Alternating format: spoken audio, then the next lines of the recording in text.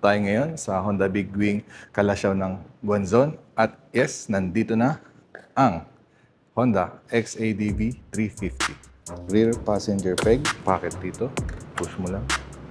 Ganyan. Ang hand switches. Keyless na siya. Push.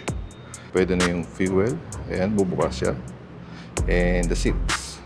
Itsura ng panel niya is TFT na rin. Ayan. The seat.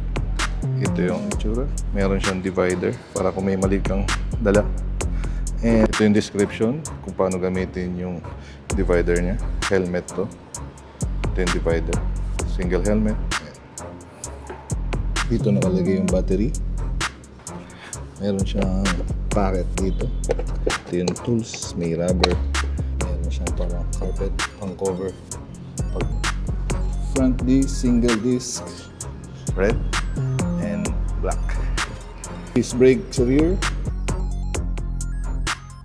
Para sa mga inquiries ng Honda XADV 350, pa-flash ko na lang po ang mga branches ng Guanzon. And ang SRP niya ay 306,000. Kaya ano pang hinihintay nyo?